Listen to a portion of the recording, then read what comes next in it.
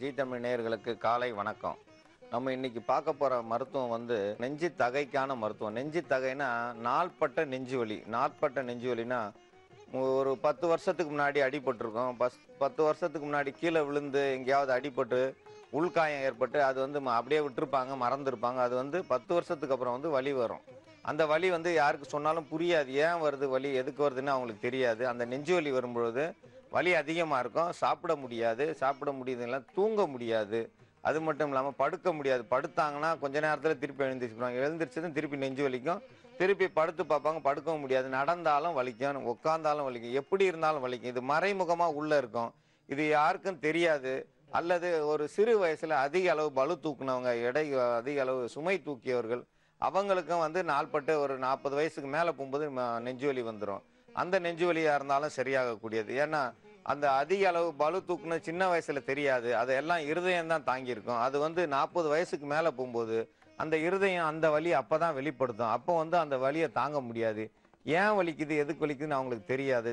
இந்த தகை நெஞ்சு வலின்னு சொல்லுவோம். தகைன்னா அந்த 15 வருஷம் 20 வருஷத்துக்கு முன்னாடி அடிப்பட்ட அந்த நெஞ்சு வலி அந்த உள்ள நெஞ்சு தகைன்னுவாங்க. அது ரத்தமே சுண்டி போயிருக்கும், அல்லது ரத்தம் கட்டினா மாதிரி அவங்களுக்கு இருக்கும். ஆனால் தெரியாது, எந்த ஒரு இதுலையும் தெரியாது. நாள்பட வலி உண்டாகும். அதுக்கு முக்கியமாக மருந்தாக நம்ம முருங்கலையை பயன்படுத்துகிறோம். முருங்கலையை எல்லா இதுலேயும் பயன்படுத்தணும். ஆனால் நெஞ்சு வலிக்கு இது சிறந்த மருந்து. நம்ம அந்த அப்பா காலத்துலேயும் அம்மா காலத்துலேயும் பார்த்தீங்கன்னா ஒரு 30 வருஷம் 40 வருஷத்துக்கு முன்னாடியெல்லாம் இந்த நெய்யில் இந்த முருங்கலையை பொரிச்சிருப்பாங்க. முருங்கலையை பொரித்து அந்த முருங்கலையை எடுத்து கடைசியில் கொடுப்பாங்க. நெய்யை உருக்கும்பொழுது, வெண்ணெயை உருக்கும்பொழுது முருங்கலையை போட்டு தான் அந்த வெண்ணெயை உருக்குவாங்க. அந்த வெண்ணெயை உருக்குனதுக்கு அப்புறம் அந்த முருங்கை இலையை எடுத்து சாப்பிடும் பொழுது நெஞ்சு தகை இருக்காது. அது நம்ம முன்னோர்கள் அப்போவே முன்ஜாகிரதையா எல்லா குழந்தைகளுக்கும் கொடுத்தாங்க. பெரியவங்க அவங்களும் சாப்பிட்டாங்க. அந்த நெய்யில பொரிச்ச இந்த முருங்கை கீரையை சாப்பிட்டா நெஞ்சு வலியே வராது. இது நிறைய பேருக்கு தெரியும். ஆனா அணுக்கள் எண்ணிக்கை அதிகரிக்கும். பெண்கள் சாப்பிட்டா பெண்களுக்கு அணுக்கள் அதிகரிக்கும். பெண்களுக்கு கருமுட்டைகள் சீரா இருக்கும். அந்த நெய்யில முருங்கை இலையை பொரிச்சு எடுக்கணும். இது எல்லா வகையிலும் நல்லதை செய்யும். ஆண்களுக்கு நல்லதை செய்யும், பெண்களுக்கு நல்லதை செய்யும். ஆனா உடல் கனமாக இருக்காது. உடல் இந்த நெய்யில பொரிச்ச முருங்கைக்கீரை சாப்பிடும்போது உடல் நல்ல கட்டான உடம்பாக தான் இருக்குமே தவிர உடல் பெருக்க விடாது. இந்த முருங்கையில எல்லா வகையிலையும் நன்மையை செய்யும் இந்த முருங்கை. இதோட சேர்ந்து நம்ம சுக்கு பயன்படுத்துறோம். சுக்கை ஏன் பயன்படுத்தினா, சுக்கை சாப்பிடும் பொழுது உடல்ல உள்ள உறுப்புகள்ல அடிப்பட்ட காயத்துல எந்த ஒரு இதுவா இருந்தாலும், இல்ல வாய்வு தொல்லைகள் எங்கேயாவது முடங்கி கிடந்தாலும் அந்த வாய்வு தொல்லைகளை வெளியேற்றக்கூடியது இந்த சுக்கு. இஞ்சி காஞ்சி இருந்தா அது சுக்கு. இஞ்சி நேரடியா பயன்படுத்தாம இஞ்சி காய போட்டு எடுத்து வச்சிருக்கோம். இந்த சுக்கை சாப்பிடும் பொழுது உள்ள வாயுகள் வெளியாகும். வயிற்றில் உள்ள வலி சரியாகும், நெஞ்சு வலி சரியாகும். இது எல்லாத்துக்கும் சுக்கை இடிச்சு கொஞ்சம் வெல்லம் கலந்து சாப்பிட்டோம்னா அந்த நெஞ்சு வலி சரியாயிடும். சுக்கை எடுத்து நம்ம இடிச்சு அதோட சேர்ந்து ஓமமும் வெல்லமும் சேர்ந்து சாப்பிட்டா வாய்வு வெளியாகும். வாய் வெளியாகும் போது வயிற்று வலியாகும். குழந்தைக்கு வயிற்று வலி வந்துச்சா கொஞ்சோண்டு சுக்கு எடுத்து இடிச்சு அதோட கொஞ்சம் வெல்லம் கலந்து கொடுத்து பாருங்க. அந்த குழந்தை ஓடியாந்து வயிற்று வலினாலும் அதை எடுத்து மருந்தா சாப்பிடாம ஒரு இனிப்பு பலகாரமா சாப்பிட்டு வயிற்று வலி சரியாயிடும். இந்த சுக்கை அந்த மாதிரி தான் ஏமாத்தி கொடுக்கணும் குழந்தைகளுக்கு. சுக்கோட சேர்ந்து வெல்லம் கொடுத்தோம்னா வயிற்று உபாதைகள் அனைத்தும் சரியாகும். அதோட சேர்த்து நெஞ்சு வலியா இருந்தாலும் சரியாகும். சிலருக்கு வயிறு முட்டி போயிருந்து மூச்சு முட்டி இருக்கும்போது நெஞ்சு வலிக்க தான் செய்யும். அந்த நெஞ்சு வலியை சரி செய்யத்தான் இந்த சுக்கை பயன்படுத்துறோம். இதோட நம்ம மிளகை பயன்படுத்துறோம். மிளகை சேர்க்கும் போது இதனுடைய காரத்தன்மை உள்ள இருக்கிற உறுப்புகள்ல இருக்கிற அந்த வாய்வு தொல்லைகளோ வேற ஏதாவது ரத்தக்கட்டு மாதிரி ஏதாவது இருந்திருந்தாலும் அதை வெளியேற்றக்கூடியது. மிளகு விஷத்தை மட்டும் வெளியேற்றாது, உடலுக்கு சூட்டை கொடுக்கக்கூடியது. உடல் குளிர்ந்து போயிருந்த நேரத்தில் இந்த மிளகை இடிச்சு அதோட கொஞ்சம் நம்ம வெல்லம் கலந்து சாப்பிட்டோம்னா உடல் குளிர்ச்சியான உடம்பும் சூடாக ஆரம்பிச்சிடும். நமக்கு உடம்பு எந்த நேரமும் குளிர்தா ஒரு 5 மிளகு எடுத்து வாயில போட்டோம்னா மீண்டும் மீண்டும் உடம்பு சூடேறிக்கிட்டே இருக்கும். எவ்வளவு குளிரையும் தாங்கக்கூடிய சக்தி வந்துடும். இந்த மிளகை ஒதுக்க நெஞ்சுக்குள்ள இருக்கிற வாயுகள் வெளியாகி நெஞ்சு வலியே இல்லாம போயிடும். அதனாலதான் மிளகு எப்பவுமே வச்சிருப்பாங்க. 5 மிளகு பாக்கெட்ல வச்சிருப்பாங்க. எந்த நேரமும் நம்ம சட்டப்பையில வச்சிருந்தோம்னா மிளகு வச்சிருந்தோம்னா குளிரா இருக்கட்டும், மூக்கொழுக்கா இருக்கட்டும், எல்லாத்தையும் சரி செய்யக்கூடியது. மிளகுல எல்லா இடத்துக்கும் கொண்டு போகலாம். ஏன்னா குளிர் பிரதேசத்துக்கு போகும்போது மிளகு வச்சிருந்தோம்னா குளிரை பயப்படவே தேவையில்லை. எவ்வளவு 0 டிகிரி குளிரா இருந்தாலும் இதுல 5 மிளகு வாயில போட்டோம்னா அந்த குளிரை சரி செய்யக்கூடிய, உடலை சூடாக்கி நெஞ்சு வலி இல்லாம ஆக்கிறேன். ஏன்னா குளிர்ல உடம்பு இருக்கும்போது நெஞ்ச இறுக்கமா இருக்கும். இருதயம் சுருங்கும் போது வலி அதிகமாகும். அந்த இருதய சுருக்கத்தையே சரி செய்யக்கூடியது. பாத்தீங்கன்னா சில பேருக்கு இருதயம் சுருங்கி சின்னதா கோழிக்கு இருக்கிற அளவுக்கு ஆயிடுச்சுன்னு சொல்றாங்க. ஏன்னா அதிக அளவு நெஞ்சு பாரம், அதிக அளவு நிறைய வந்து சுமைகள் தூக்குனவங்க இவங்களுக்கெல்லாம் வந்து இருதயம் சுருங்க ஆரம்பிச்சிடும். அந்த சுருக்கத்தை வந்து சுருங்க விடாம செய்யும் இந்த மிளகு. இதோட சேர்த்து திணை சேர்க்கிறோம்.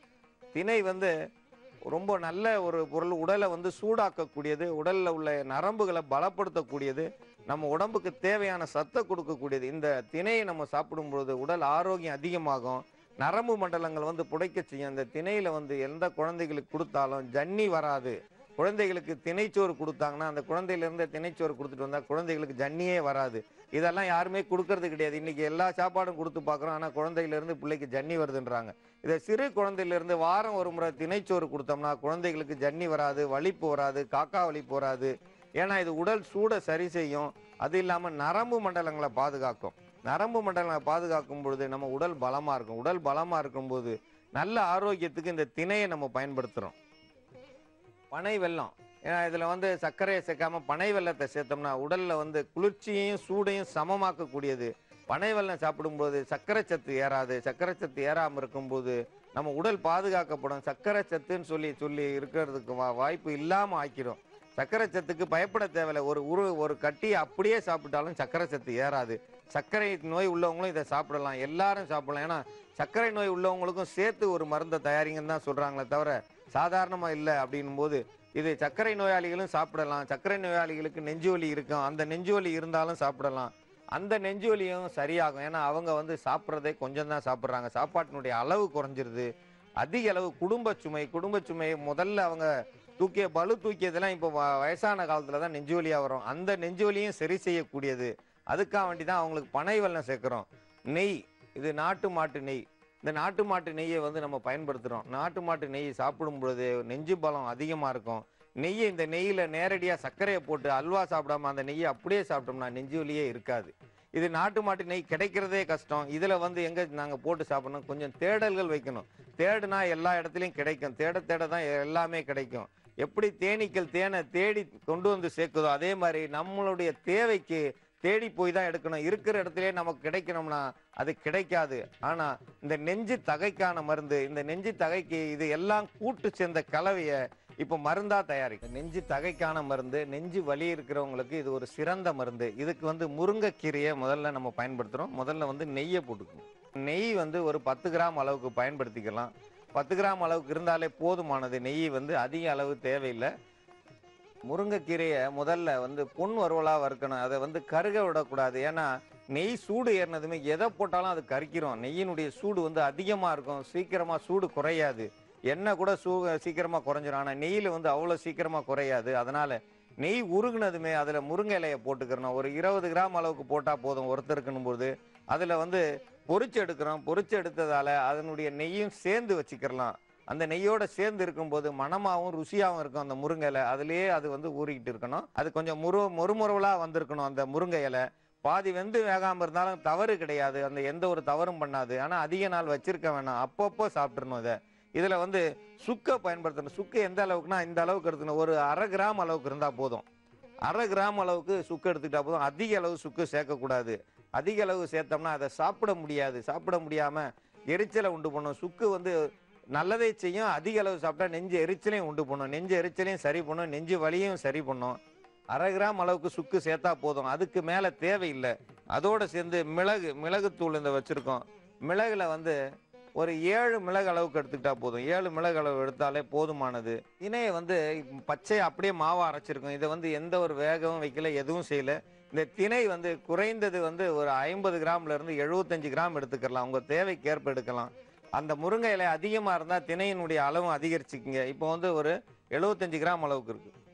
பனை வெல்லம் உங்கள் தேவைக்கு ஏற்ப எடுத்துக்கலாம். 50 கிராம்லேருந்து 75 கிராம் வரைக்கும் பனை வெல்லம் எடுத்துக்கலாம். இனிப்பு பிரியர் சர்க்கரை சத்து இருக்குதுன்னு பயப்பட தேவையில்ல. அதிக பனை வெல்லம் சேர்த்தாலும் தவறு வராது. நம்ம சுவையோடு ருசியோடு சாப்பிட்டு நெஞ்சு வலியை சரியாக்கணும். அதில் பனை வெல்லமும் சேர்க்கணும். இது மொத்த கலவையாக சேர்ந்து கூட்டு கலவையாக நம்ம வந்து அப்படியே பிரட்டி எடுக்கணும்.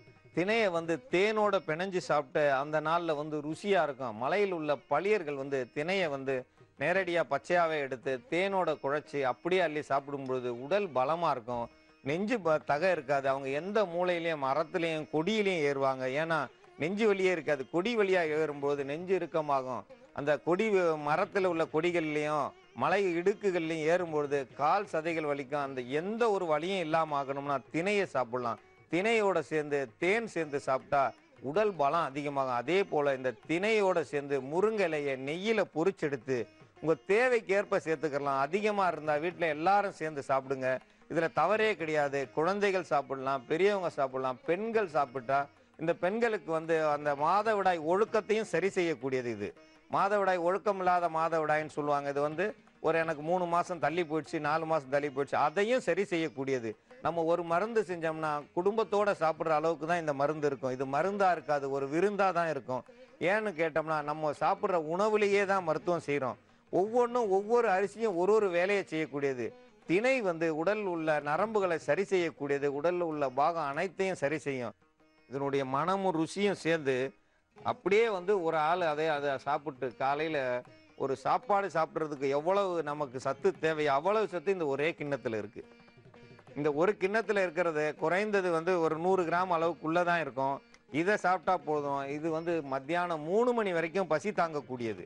அந்த உடல் வலிமையை குறைக்காது, உடல் வலிமையை அதிக அளவு உண்டு பண்ணும். அந்த உடல் வலிமை அதிகமாக இருக்கும்போது எந்த ஒரு ஊக்கமான செயலையும் செய்யலாம். இதை சாப்பிட்டு குறைந்தது 7 மணி நேரம் நம்ம இருந்தாலும் பசியை எடுக்காது, நல்ல நிலையில் இருப்போம், உடல் ஆரோக்கியம் அதிகமாகும். இதை சாப்பிடும் பொழுது நெஞ்சு வலியே இருக்காது. இதை சாப்பிட்ற குழந்தைகள் அதிக சுறுசுறுப்பாக இருப்பாங்க, புத்தி கூர்மை அதிகமாகும். இதில் ஒரு முக்கியமான வேலைன்னா புத்தி கூர்மை அதிகமாகிறதுக்கு காரணம் இந்த நெய் சேர்ந்துருக்கு. நெய்யோட சேர்ந்து முருங்கையிலையும் சேரும்போது இதனுடைய மனம் முதல்ல மூளைக்கு தான் போய் சேரும். வயிற்றில் உள்ள உபாதைகளை சரி செய்யும் இந்த சுக்கு. வயிற்றில் உள்ள அமிலத்தையும் அது தேவையில்லாத பொருள்களையும் சரி செய்யக்கூடியது இந்த மிளகு. இதோட சேர்ந்து நம்ம திணை சேர்த்துருக்கோம். திணை சேர்க்கும் போது நரம்பு மண்டலங்கள் அனைத்தும் நல்ல விறப்பா இருக்கும். அந்த நடக்க முடியல, கை கால் வலிக்குது, நெஞ்சு வலிக்குது, எனக்கு கழுத்து வலிக்குது, எந்த வலியா இருந்தாலும் எடுக்கும். ஆனா முக்கியமா நெஞ்சு வலியை சரி செய்யும். நெஞ்சில பாத்தீங்கன்னா எந்த நேரம் நெஞ்சில கையை வச்சுட்டே தான் நிற்பாங்க. ஏன்னா அங்க வெளியில இருந்து ஏதோ ஒரு சம்பட்டியில அடிச்சா மாதிரியே எனக்கு இருக்கு, நான் ஒரு வேலையுமே செய்யலாம். ஆனா சிறு வயசில் செய்த வேலைகள் அதிகமா செஞ்சிருப்பாங்க, குடும்பத்துக்காக வேண்டி நிறைய உழைச்சிருப்பாங்க. அந்த குடும்பத்துக்காக வேண்டி உழைச்சதுல அவங்க அதிக பளு தூக்கி இருப்பாங்க. அதிக பளு தூக்குனவங்களுக்கும் அதிக சுமை தூக்கியவர்களுக்கும் இந்த ஆடு மாடு மேய்க்கிறவங்க நிறைய சுமை தூக்குவாங்க. அவங்களுக்கெல்லாம் வயசான காலத்துல அதிக அளவு வலி இருக்கும். அன்னைக்கு சொன்னா கேட்க மாட்டாங்க, பிள்ளைங்களும் கண்டுக்கிறாது. ஏன்னா வயசாயிடுச்சா பேசாம படுங்க, அப்படிதான் நெஞ்சு வலிக்குன்னுவாங்க. இல்ல, அது முதல்ல செஞ்ச வேலை 20 வருஷத்துக்கு அப்புறம் தான் வலி வரும். அந்த வலியை சரி செய்யக்கூடியது இது. இது அவங்களுக்கு ஒரு கிண்ண அளவுக்கு செஞ்சு கொடுத்தா போதும், ஒரு வாரத்துல அந்த நெஞ்சு வலி சரியாகும். இந்த ஒரு வாரத்துக்கு மேலேயும் சாப்பிடலாம், தவறு கிடையாது. தினந்தோறும் சாப்பிட்டா தப்பு வராது. தினமும் சாப்பிட்டா அதிக பலு உண்டாகும். அதிக பலு உண்டானா உடல் ஆரோக்கியம் அதிகமாகும். அதனால தினமும் செய்ய முடியாது, ஆனா தினமும் செஞ்சு சாப்பிட்டா தவறும் கிடையாது. இது திணையை சாப்பிட்டவங்க நல்ல ஆரோக்கியத்துல இருப்பாங்களே தவிர குறைபாடு இருக்காது. இந்த சிட்டுக்குருவி லேகியம்னு சொல்லுவாங்க, அதெல்லாம் தேவையில்லை. அதெல்லாம் தாண்டி இது வேலை செய்யும், உடல்ல உறுப்புக்கள்ல போய் வேலை செய்யும். நல்ல ஆரோக்கியத்தில் இருப்பாங்க. ஆண்களுக்கு அதிக பலமும் பெண்களுக்கு அதிக பலமும் கொடுக்கும். பெண்களுக்கு மாதவிடாயை சரி செய்யும். சூட்டு வலி, அந்த மாதவிடாய் எனக்கு சரியா போகலன்றவங்க இந்த திணையும் அதோட சேர்ந்து தேனும் சாப்பிட்டாங்கனாலே அந்த மாதவிடாய் 3 நாள்ல சரி பண்ணக்கூடியது. இதை ஒரு வாரம் சாப்பிட்டாங்கன்னா மாதவிடாய் ஒழுக்கம் ஆயிடும். இந்த முருங்கைக்கீரை பொரிச்சு இருக்கிறதால அந்த கருமுட்டைகள் வெடிக்கிறதுக்கு நல்ல ஒரு நேரத்தில் அந்த 17ஆவது நாளில் கருமுட்டையும் வெடிக்கும். சில பேருக்கு கருமுட்டையே வெடிக்கலைன்னுவாங்க, அந்த கருமுட்டையும் வெடிக்க வைக்கும். உடல்ல உள்ள உறுப்புகளை முழுவதும் சரி செய்யும். இதை சாப்பிட சாப்பிட அதிக அளவு பலம் இருக்குமே தவிர எந்த ஒரு நோயும் வராது. இதுல எந்த ஒரு பக்க விளைவும் கிடையாது.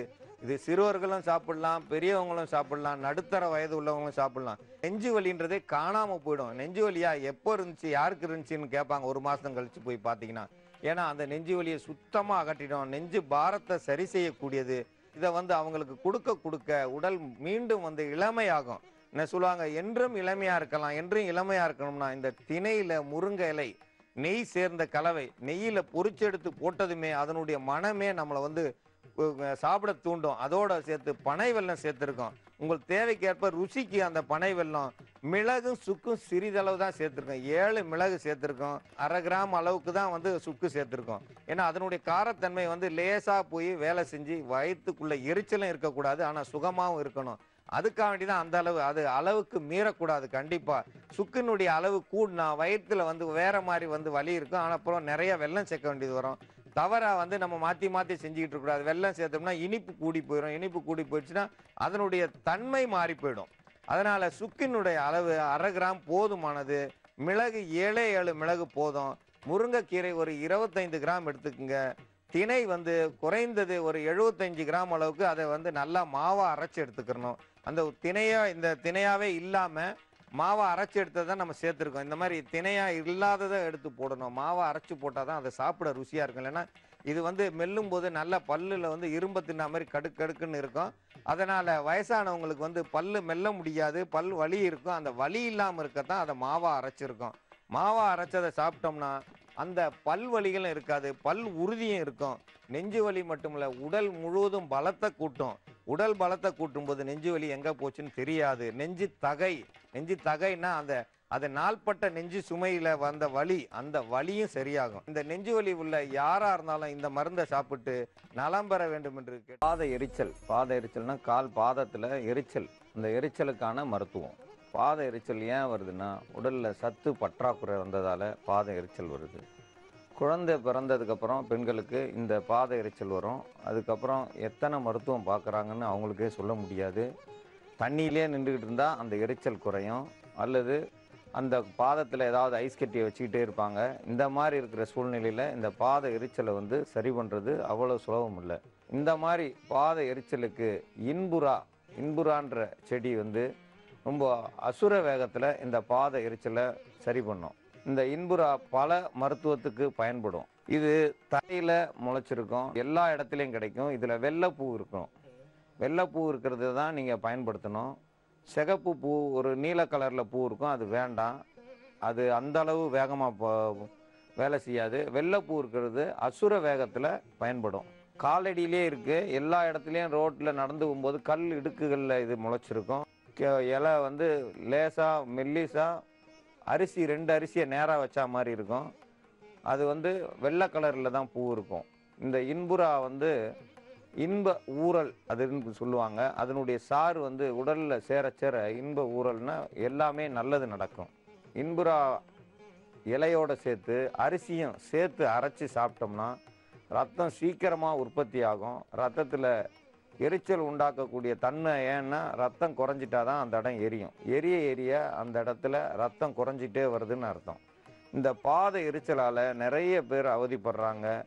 குழந்தை பிறக்கிறதுக்கு முன்னாடியே பெண்களுக்கு இப்போ பாத எரிச்சல் வந்துடுது. ஏன்னா மாதவிடாய் விளக்கு சரியில்லாத நேரத்தால் அவங்களுக்கு இந்த பாத எரிச்சல் வருது. இந்த பாத எரிச்சலுக்கு இது வந்து அரிசி மாவோடு சேர்த்து அடை மாதிரி செஞ்சு சாப்பிடலாம். இந்த இன்புறாவை இந்த இன்புறாவோட சேர்த்து வெத்தலையும் சேர்த்து அரைச்சி எரியிற பாதத்தில் அரைச்சி தடவிட்டு இரவு நேரத்தில் தடவி காலையில் கழுவி வந்தோம்னா இது குறைஞ்சது 1 வாரத்துக்குள்ளே அந்த பாத எரிச்சல் அடங்கிடும். நாள் போட்ட அன்னைக்கே பாத எரிச்சல் அடங்கும். அதனால் ஒரே நாளில் நிறுத்திட வேண்டாம். குறைஞ்சது 1 வாரம் போட்டோம்னா அந்த பாத எரிச்சல் எப்பயும் வராது. எப்பயும் வராமல் இருக்கணும்னா உணவு முறை கண்டிப்பாக நல்ல உணவு முறை வேண்டும். சாப்பாட்டில் நல்ல வகையான சாப்பாடு இருக்கணும். இந்த சாப்பாடு குறைபாடு இருந்தால் நம்ம எத்தனை மருத்துவம் செஞ்சாலும் அந்த மருத்துவம் பலன் கொடுக்காது. இவங்க மத்தியான வேளையில் ஏதாவது ஒரு கூழ், சோளக்கூழ், கம்மங்கூழ், இல்லைன்னா இரும்புச்சோளம், இந்த மாதிரி ஏதாவது ஒரு சிறு தானியத்தில் கூழ், அல்லது இரவு நேரத்தில் களி, கேப்பக்களி, கம்மங்களி இதோடு சேர்த்து அவங்க சாப்பிட்டு வந்தாங்கன்னா இந்த எரிச்சல் கொஞ்சம் கொஞ்சமாக அடங்கும். பாத எரிச்சலுக்கு அவங்க வந்து கண்டிப்பாக மாமிச உணவுகள் எடுக்கக்கூடாது. மாமிச உணவு எடுத்தால் தான் எங்களுக்கு பாத எரிச்சல் அடங்கும், அதை சாப்பிட்டா தான் ரத்தம் ஊறும் நிறையா பேர் தவறான எண்ணிக்கையில் இருக்காங்க. இதை வந்து செஞ்சு இப்போ நேரடியாகவே வச்சுருக்கோம். அரைச்சி எல்லாத்தையும் ஒன்று சேர்த்தாச்சு. இன்புறா வெத்தலையினுடைய கூழ் இதை அரைச்சி வச்ச இந்த பசையை காலில் தடவிட்டு வந்தோம்னா கண்டிப்பாக 2 மணி நேரத்தில் அந்த எரிச்சல் அடங்கும். அதை தான் சொல்லுவாங்க அசுர வேகத்தில் அந்த எரிச்சலை அடக்கக்கூடியது இன்புறா. இன்புறாவுக்கு துணையாக வெத்தலை. இது ரெண்டும் ஒன்று சேரும் பொழுது அந்த எரிச்சல் காணாமல் போகும். இந்த எரிச்சல் காணாமல் போயிடுச்சுனாலே அதிக அளவு சந்தோஷம் வரும். இந்த இன்புறா போடும்போது காலில் இருந்த புண்கள் மாற ஆரம்பிச்சிடும். புண் மாறாமல் இருக்குதுன்னா அந்த புண் மேலே கண்டிப்பாக மருதாணியில் காய்ச்சிய தண்ணியை வச்சு கழுவிட்டு வந்தீங்கன்னா அந்த கால் பழைய நிலைக்கு வரும். இந்த பாத எரிச்சலுக்கு அளவு எவ்வளோ? ஒவ்வொருத்தர் காலில் 2 கால் எரியும், அல்லது காலுக்கு மேலே முட்டி வரைக்கும் எரியும், சிலருக்கு உடம்பெல்லாம் எரியும். ஏன் எரிச்சல் எங்கே இருந்து ஆரம்பிக்குதுன்னு சொல்ல முடியாது. காலில் இருந்து உடம்பு முழுவதும் வந்துடும். அப்போது உடம்பு முழுதும் பச்சை தண்ணியை ஊற்றிக்கிட்டே இருந்தால் தான் அந்த எரிச்சல் அடங்கும். அந்த நேரத்துக்கு அவங்க உடலுக்கு ஏற்ற அளவுக்கு இந்த இன்புறாவை எடுத்துக்கிற வேண்டியதான். நம்ம உடம்புக்கு கண்டிப்பாக ஒரு 1/2 கிலோ தேவைன்னா 1/2 கிலோ வெத்தலையும் சேர்த்து அரைக்கணும். சம பங்கு அரைச்சி அது கூட கொஞ்சம் தண்ணியை விட்டு அரைச்சி எடுத்து உடல் முழுவதும் தடவினாலும் இந்த எரிச்சல் அடங்கும். ஆனால் பாத எரிச்சல்ன்றது அவ்வளோ சீக்கிரமாக விடாது. அந்த பாத எரிச்சலை இது சீக்கிரம் குணமாக்கும். அதனால் பாதம் மட்டும் இல்லை, தோலில் எந்த பகுதி எரிய ஆரம்பிக்குதோ ரத்தம் குறைஞ்சிருச்சுன்னு அர்த்தம். தோல் தாங்க முடியாமல் இருக்கும்போது தான் நம்ம சொரிய ஆரம்பிக்கிறோம். சொரிய அது ரத்தமும் நீர் போல சுரப்பிகளை வெளியேற்றும். கை நகங்களில் அந்த நீர் போய் வேற ஒரு நோயை உண்டாக்கும். ஏன்னா அந்த நீர் உள்ள தேவையில்லாத நீராக தான் இருக்கும். ரத்தம் வர வேண்டிய இடத்துல நீர் வருதுன்னா அந்த நீர் நம் உடலுக்கு தேவையற்ற நீர். அதனால தான் உள்ளே நிற்காம நம்ம நகங்கள் பட்டு அது வெடித்து வெளியே வருது. இந்த நீர்கள் நம்ம உடம்புல இருந்து போகணும்னாலும் இந்த மருதாணி இலையை காய்ச்சி அந்த தண்ணியில் கழுவுனோம்னா நம்ம கைகள்லேயும் எந்த பாதிப்பு இருக்காது, கால்லையும் எந்த பாதிப்பு இருக்காது, தோல்லையும் பாதிப்பு இருக்காது. நல்ல நிலையில் வரணும்னா அவங்க நல்ல உணவு எடுக்கணும். பழங்கள், நல்ல பழங்கள் சாப்பிடணும். சத்தான உணவு எடுக்காவிட்டால் பாத எரிச்சல் என்றைக்குமே அடங்காது. இந்த மருந்து இல்லை, எந்த மருந்து வந்தாலும் அந்த பாத எரிச்சலை காப்பாற்ற முடியாது. சத்தான உணவு துணை புரிஞ்சாதான் இந்த மருந்தும் வேலை செய்யும். நாங்கள் மருந்தை மட்டும் போடுவோம், உணவு எதை வேணாலும் சாப்பிடுவோம்னா இந்த பாத எரிச்சல் போட்டால் சரியாகும், போடலைன்னா கண்டிப்பாக அது திருப்பி எரிய ஆரம்பிக்கும். என்றைக்கும் தினந்தோறும் நம்ம மருத்துவம் செய்யக்கூடாது. 3 நாள் மருத்துவம்னா விருந்தாளிக்கு 3 நாள் சோறு போடுறோம், மருத்துவம் 3 நாள் செய்யணும் அல்லது 3 மாதம் செய்யணும். 30 வருஷம் செய்கிறதுக்கு பேர் மருத்துவம் இல்லை. அதே மாதிரி இந்த 3 நாளோ அல்லது 30 நாள்லேயோ ஒரு மருத்துவம் குணமானாதான் அது மருத்துவம். அது இல்லாத பட்சத்தில் அந்த மருத்துவம் நம்ம செஞ்சோம்னா அந்த மருந்துக்கே நம்ம அடிமையாயிடுவோம். எதுவுமே அளவுக்கு மிஞ்சினா எல்லாமே நஞ்சாகத்தான் மாறும். அதனால தான் விருந்தும் மருந்தும் 3 நாட்கள் என்று சொல்கிறாங்க. இந்த 3 நாட்களில் இந்த அசுர வேகத்தில் இந்த பாத எரிச்சலை நல்லாக்கக்கூடியது இந்த இன்புறாவும் வெத்தலையும் சேர்ந்த கலவை. இந்த பசையை காலில் அரைச்சி போட்டு வந்தோம்னா பாத எரிச்சல் மட்டும் இல்லை, முகமலர்ச்சியும் கிடைக்கும். இந்த பாத எரிச்சலுக்கான இந்த மருந்தை எல்லாரும் பயன்படுத்தி எரிச்சல் இல்லாமல் நல்லபடியாக இருக்கும்படி கேட்டுக்கொள்கிறேன்.